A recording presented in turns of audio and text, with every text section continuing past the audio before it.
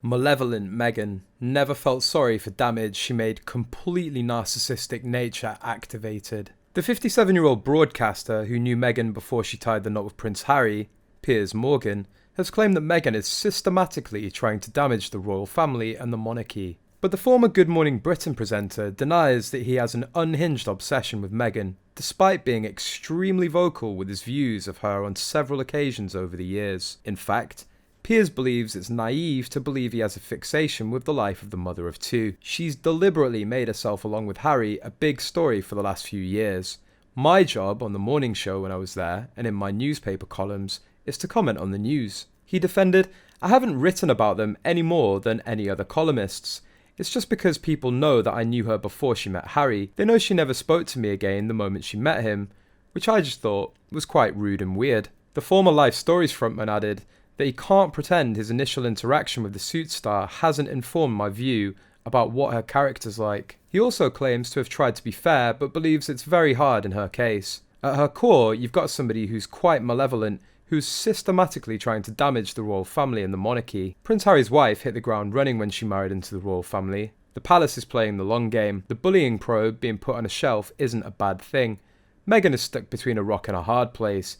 If she continues to run her mouth, the palace won't hesitate to expose her. Meghan's destruction trail has unravelled her case of an unfair and bigoted institution in a fireworks spectacle. Her push for her truth isn't going to cut it anymore with Netflix. According to Katie Nicholl, the Duchess of Sussex's working style didn't suit well with her aides, leading to personality clashes. According to Nicholl, she talked to former palace staff, whom she did not name in the book.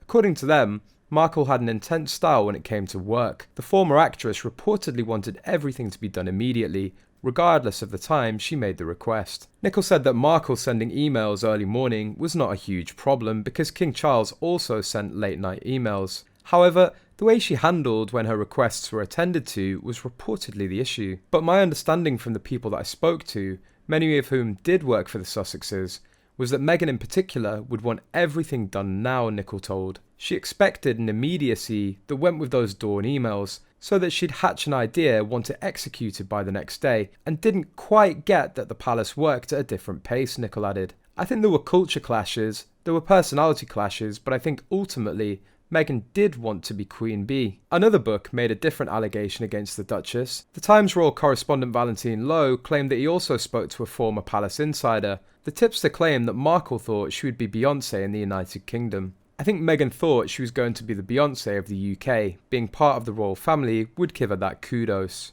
Whereas what she discovered was that there were so many rules that were so ridiculous that she couldn't even do the things that she could do as a private individual, which is tough. It just required the decision makers to sit around a table and say, "Okay, what are we going to do about this?